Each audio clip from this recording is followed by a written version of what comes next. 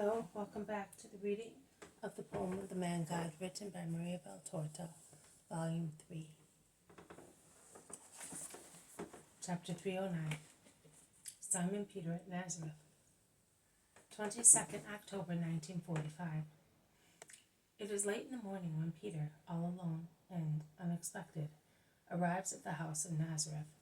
He is laden like a porter with baskets and little sacks, but he is so happy that he feels neither weight nor fatigue. He smiles blissfully at Mary, who goes to open the door, and he greets her with joy and veneration at the same time. He then asks, "Where are the Master and Margiam?"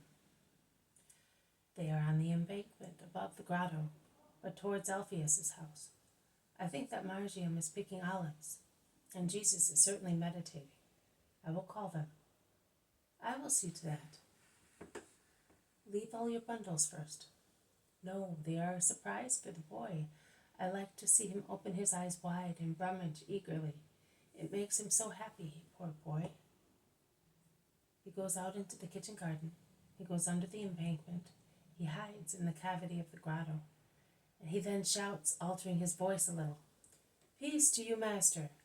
And then in his natural voice, "Margiam." Margiam's shrill voice, which filled the peaceful air with exclamations, becomes quiet. There is a pause.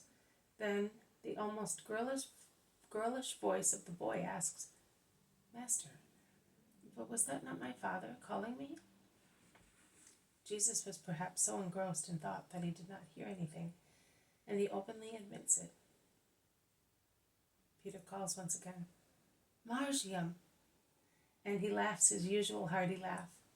"Oh, it is him! Father! Father, where are you?" He leans out to look in the kitchen garden, but does not see anything. Jesus also comes forward and looks. He sees Mary, who is smiling on the doorstep, and John and Syntyche, who are also smiling from the room at the end of the kitchen garden near the stone oven. But Margiam comes to a decision. He jumps from the embankment, just near the grotto, and Peter is ready to catch him before he touches the ground. It is touching to see how they greet each other. Jesus, Mary, and the two disciples at the end of the kitchen garden watch them, smiling. And then they all gather round the little fond group. Peter frees himself as best he can from the grip of the boy to bow to Jesus and greet him once again. Jesus embraces him with the boy, who is still clinging to the apostle, and asks, "And mother?" But Peter replies to Jesus, who asks him, "Why did you come so soon? Did you think I could stay away so long without seeing you? And then there is Porphyria, who did not leave me in peace. Go and see Margiam. Take him this, take him that." She seemed to think that Margiam was among highwaymen or in a desert. The other night she got up just to make honey cakes, and as soon as they were baked, she sent me off. "Ah, honey cakes," shouts Margiam. Then he becomes silent. "Yes, they are in here with figs dried in the oven, olives and red apples. And she baked an olive oil loaf for you. And she sent you some cheese made with the milk of your sheep. And there is also a water-resistant tunic. And then, I don't know what else there is. What? Are you no longer in a hurry? Are you weeping?" "Oh, why?" "Because I would have preferred you to bring her here instead of all these things. I am very fond of her, you know." "Oh, divine mercy, who would have thought that? If she were here listening to you, she would melt like butter." "Margiam is right. You could have come with her. She certainly wishes to see him after such a long time. We women are just like that with our children," says Mary. "Well, but she will see him before long, won't she, Master?" "Yes, after the dedication, when we go away. No, when you come back after the dedication, you will come with her. She will stay here with him for a few days, and then they will go back to Bethsaida together." "Oh, how lovely! I will be here with two mothers." The boy is cheerful once again and happy. They all go into the house, and Peter relieves himself of his bundles. Here is some dried, pickled, and fresh fish. It will be useful to your mother. And here is some of that cream cheese which you like so much, Master. And here are some eggs for John. I hope they are not broken. No, good. And some grapes. I got them from Susanna at Cana, where I slept. Then, look at this, Margiam. Look how clear it is. It seems to be made with Mary's hair. And he opens a jar of triacly honey. Why so much stuff? You have gone to a lot of trouble, Simon, says Mary, looking at the bundles, parcels, vases, and jars on the table. Trouble? No. I had a good haul, and I made a good profit. That, as far as the fish is concerned. With regard to the rest, it is all homemade. It costs nothing, but gives so much joy to bring it. In any case, we are now at the dedication. That is the custom, isn't it? Are you not tasting the honey? I cannot, says Margiam seriously. Why? Are you not well? No, but I cannot take it. But why? The boy blushes but does not reply. He looks at Jesus and is silent. Jesus smiles and explains. Margiam made a vow to obtain a grace. He cannot eat honey for 4 weeks. All right. You will eat it after. Take the jar just the same. Just imagine. I didn't think he was so generous, Simon. He who becomes accustomed to penance from his childhood will find the path of virtue easy throughout life, says Jesus.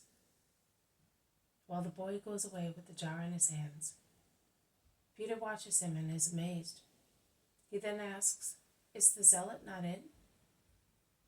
He has gone to Mary of Alphaeus. He will soon be back. You will be sleeping together tonight. Come into the next room, Simon Peter. They go out while Mary and Syntyche tidy up the room invaded by bundles. Master, I have come to see you and the boy, that is true, but also because I have been thinking a lot these days, particularly after the arrival of 3 poisonous hornets, whom I told more lies than there are fish in the sea. They are now going to Gethsemane, as they think that John of Endor is there, and then they will be going to Lazarus, hoping to find Syntyche, and you there. Let them walk. They will come back, and, Master, they want to cause you trouble because of those 2 wretched people. I made all the necessary arrangements months ago. When they come back looking for these 2 persecuted people, they will not find them anywhere in Palestine. See these chests? I made them for John and Syntyche. Did you notice all those folded garments near the loom? They are for them. Are you surprised? Yes, Master. Where are you sending them? To Antioch. Peter whistles meaningfully and then asks, to whom? And how will they go there? To a house belonging to Lazarus. The last one Lazarus has where his father governed in the name of Rome, and they will go by sea. Ah, I see, because if John had to go there on foot, by sea, I am glad I can speak to you about it. I was going to send Simon to say to you, come, to prepare everything. Listen, 2 or 3 days after the feast of the dedication, we will leave from here, few at a time, in order not to attract anybody's attention. The group will be formed by me, you, your brother James and John, my 2 cousins, John and Syntyche. We will go to Ptolemais. From there you will take them by boat to Tyre. There you will board a ship sailing to Antioch, as if you were proselytes going back home. You will then come back and you will find me at Axim. I will be on the mountaintop every day. I will be on the mountaintop every day. In any case, the Spirit will guide you. What? Are you not coming with us? It would be noted too much. I want to give peace to John's soul. And what will I do, since I have never been away from here? You are not a child, and soon you will have to go much further than Antioch. farther than Antioch. I trust you. You can see that I esteem you very much. And what about Philip and Bartholomew? They will come and meet us at Jotapata, and will evangelize while waiting for us. I will write to them, and you will take the letter. And those two over there, do they already know their destiny? No, I want them to celebrate the feast in peace. Poor people. Fancy that. People are persecuted by criminals, and do not foul your mouth, Simon. No, master, listen. How will we carry these chests? And John looks seriously ill to me. We will take a donkey. No, we will take a cart. And who will drive it? If Judas of Simon learned to row, Simon of Jonah will learn to drive a cart. It should not be difficult to lead a donkey by the bridle. We will put the chests and those two in the cart, and we will go on foot. Yes, it is better to do that, believe me. And who will give us the cart? Remember that I do not want our departure to be noted. Peter thinks. He makes up his mind. Have you any money? Yes, still quite a lot of money we got from Masachi's jewels. In that case, it is easy. Give me a sum. I will get a donkey and cart from someone, and yes, we will make a present of the donkey to some poor wretch. And the cart, we will see. I am glad I came. And must I really come back with my wife? Yes, it is better. Good. But those two poor wretches. I am sorry that we shall no longer have John with us. True, we would not have had him for long, but poor man, he might have died here like Jonah. They would not have allowed him.